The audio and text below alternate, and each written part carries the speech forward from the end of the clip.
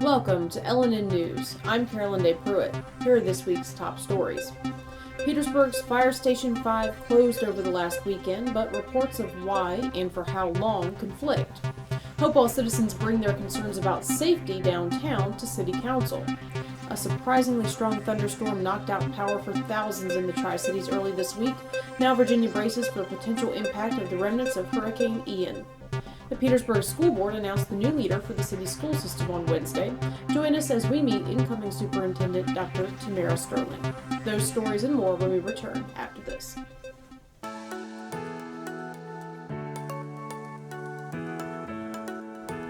Yes, you can still get haircuts, colors, highlights, waxing services, everything that's going to make you look great right here at the Apothic Company.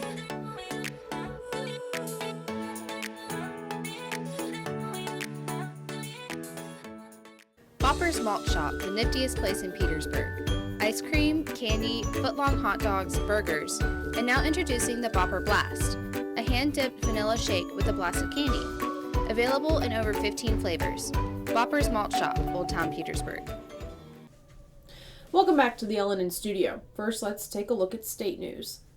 Virginia Attorney General Jason Miyares, along with a group of attorneys general from across the country, are pushing back against a move that would track firearm purchases by credit card.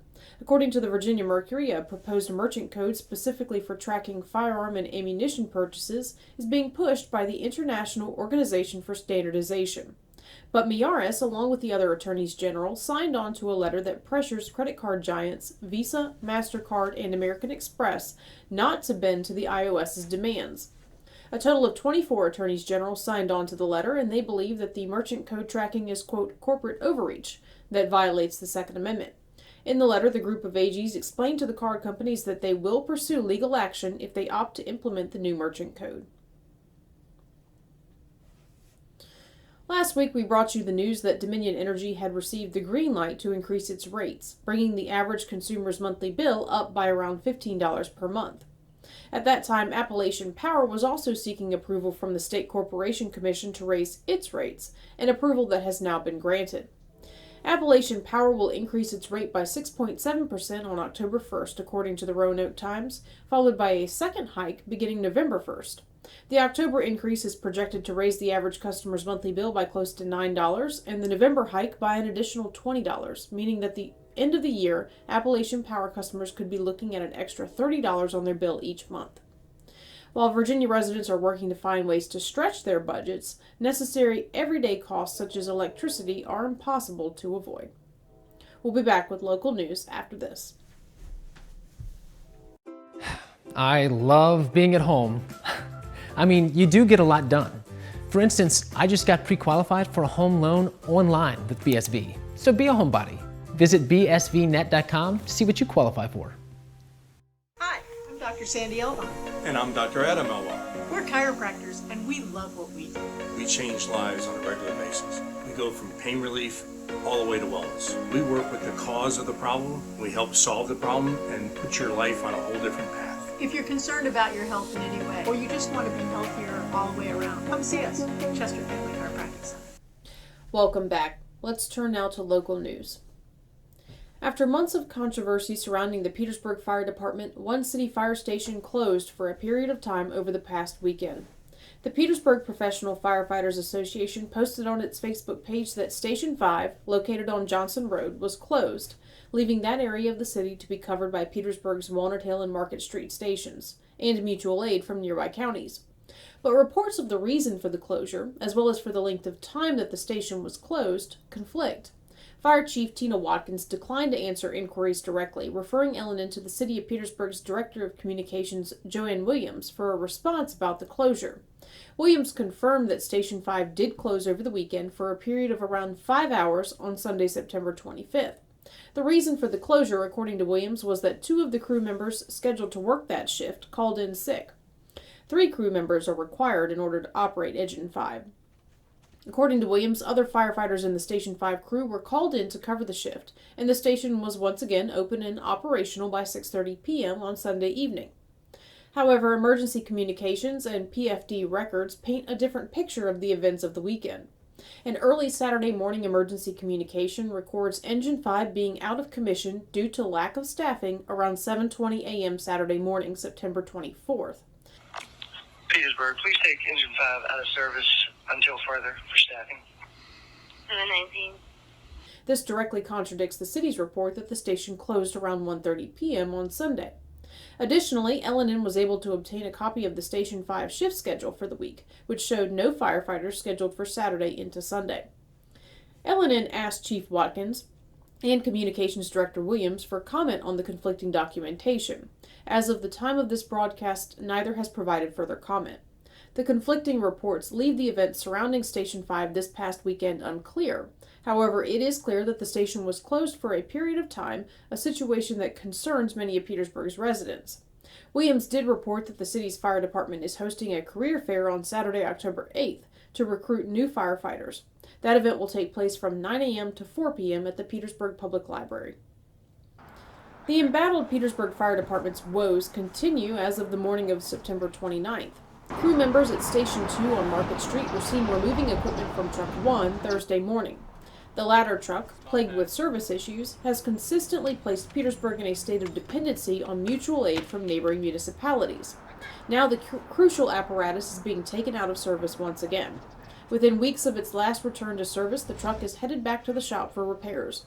While staffing levels were the key to the recent issues at Station 5, now ongoing equipment problems continue to create safety issues for Petersburg residents. In this past Tuesday's Hopewell City Council meeting, downtown business owners voiced their concerns to their local representatives about issues that they say are directly affecting their ability to conduct day-to-day business. Those concerns included an increase in homeless people sleeping in front of or near their storefronts, aggressive panhandling, and brazen daylight theft from cars. LNN's Chai Gallahan has the story.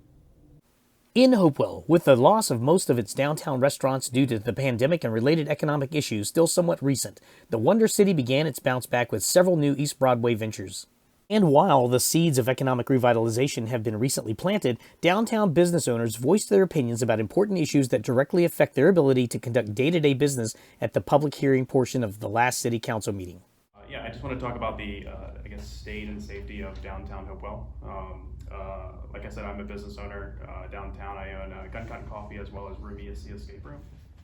Hello, I'm Rick Ralston. I'm here representing my business, which is the Time Capsules comic book store. LA Delighties, Ward 3. A lot of you already know, but I just opened, my daughter just opened a store in my grandfather's building. He bought the building in 1925. We've just spent 2 years renovating it. My name is Tommy Wells, and I also have a business office downtown, and I cannot go to my office after dark because I am harassed by people. A lot of those people come from the corner of Broadway and Hopewell Street.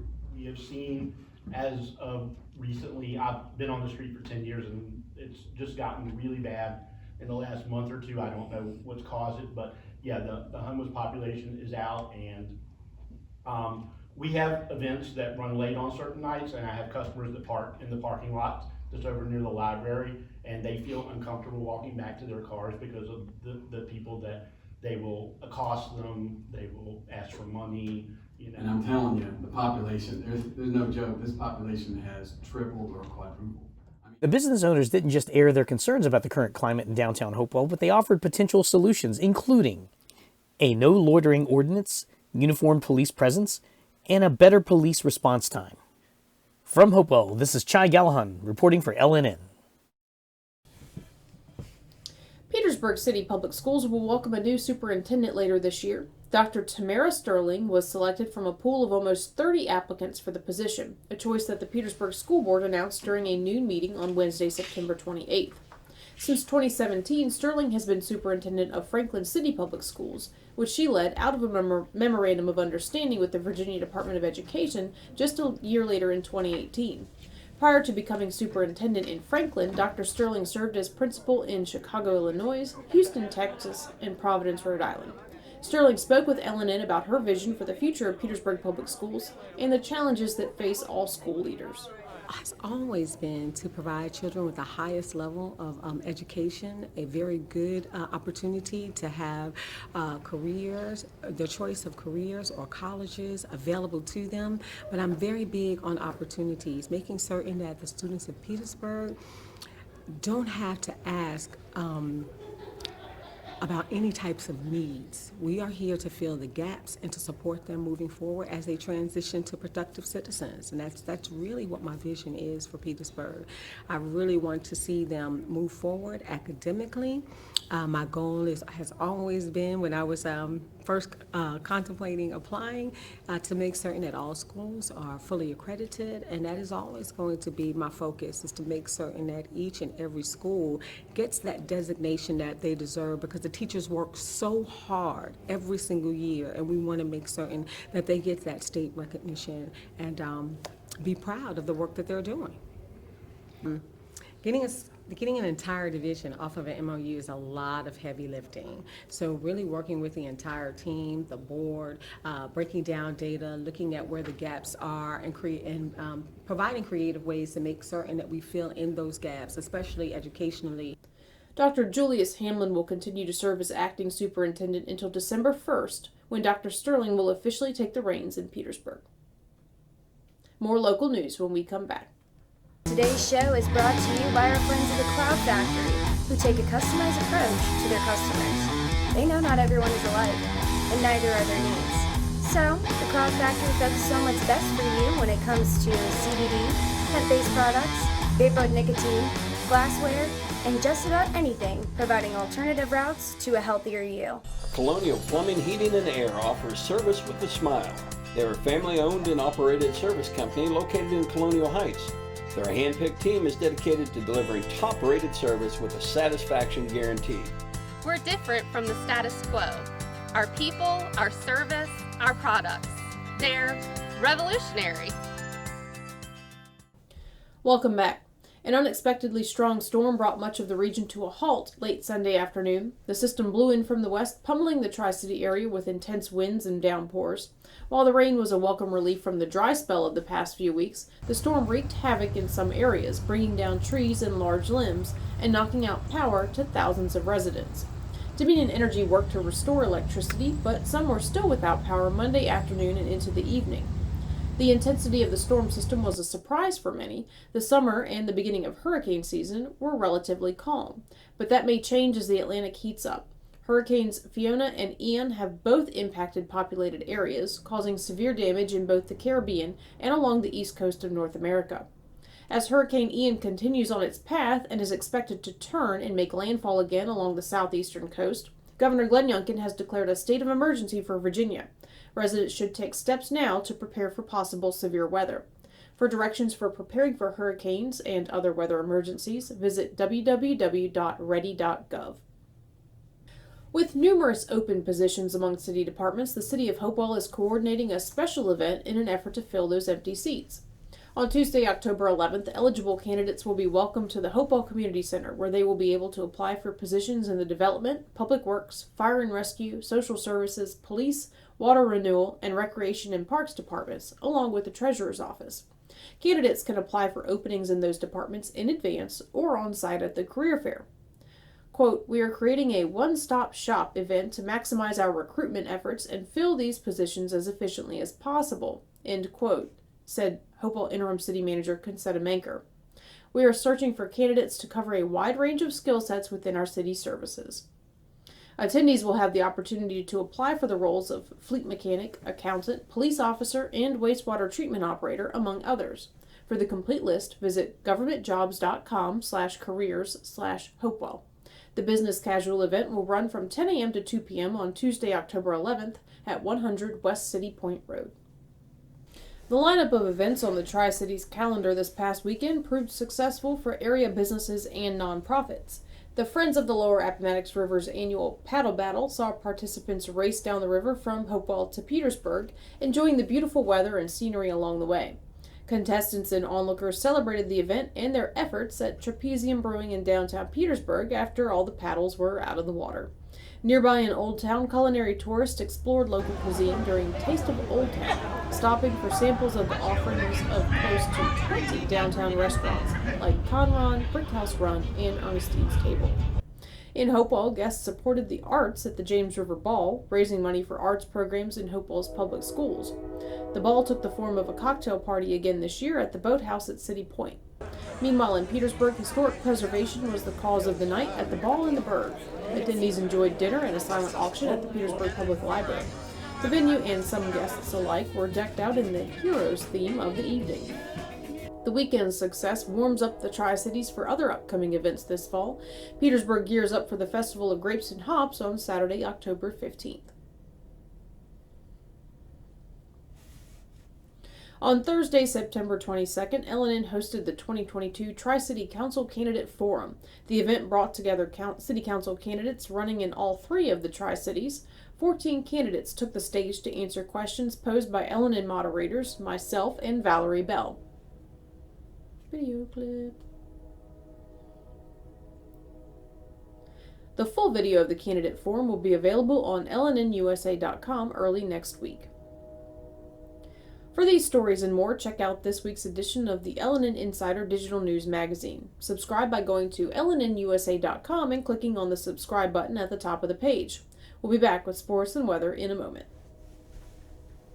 The most rewarding part of my day would be seeing the residents putting a smile on their faces, especially if I have family members come up to me and say, "Oh, my loved one, they said they did this with you and they loved it," and that just makes me feel like I'm making a difference in their lives. My name is Chrissy Roth. I'm the Memory Care Activities Coordinator at Dunlop House.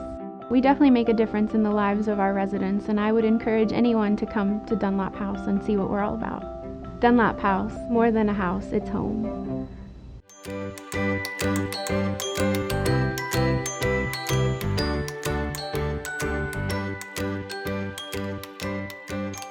Hourglass Realty Group. Opening the door to your next journey. And now we go to G. Anadipe for the sports update. This week's NFL Power Rankings are in. Coming in at number 1 are the 3-0 Philadelphia Eagles. Number 2, the 2-1 Buffalo Bills. Number 3, the Miami Dolphins. Sorry, guys. Craig, our studio producer here, is a Miami Dolphins fan. This is the best they've been in a while, so we're going to let him have his fun. Coming in at number 4, the Green Bay Packers. Number 5, the Kansas City Chiefs. Speaking of the NFL, they have finally decided who's going to be headlining this year's NFL Super Bowl halftime show. And they've gone with none other than Rihanna. Now, this does have a lot of people raising their eyebrows, considering the fact that Rihanna has not performed live since 2018. But not to worry. Apparently, she's soliciting the help of roughly about 20 other performers to come on stage to perform with her. That way she doesn't have to remember most of the words of her song. NBA preseason basketball is underway this week with the Washington Wizards taking on the Golden State Warriors. Among some of the preseason favorites are teams like the Golden State Warriors, the Brooklyn Nets, the Los Angeles Clippers, and the Boston Celtics. Now, here's the thing about the Boston Celtics. Things may be taking a turn for the worse, considering the fact that their head coach, Ime Udoka, has just been suspended for the entire length of the season. Why, might you ask? Well, head coach Udoka has violated a policy that strictly prohibits members of the organization from having certain kinds of relationships with other members of the organization. Now, over in the MLB, Yankees' Aaron Judge has just hit his 61st home run on the season, making him one of only 5 people to ever hit 61 or more home runs. Once again, he's still making and chasing history. Congratulations, Aaron Judge. That's it for sports. Back to you, Karen Day.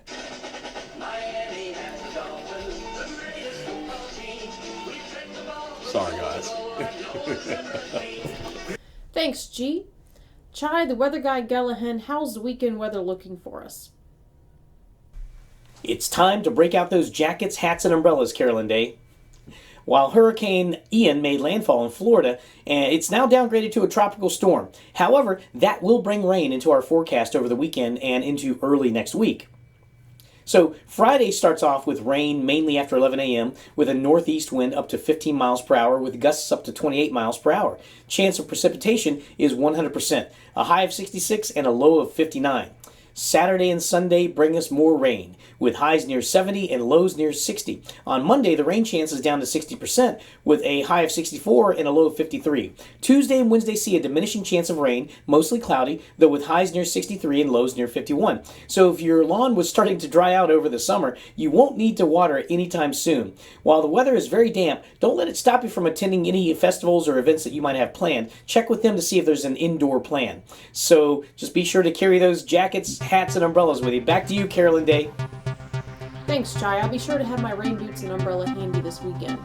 That's it for this week's newscast. We'll see you next Thursday for the latest local news. In the meantime, be sure to follow LNN USA on Facebook, Instagram, and YouTube. And don't forget to vote at LNNusa.com for the best of the best.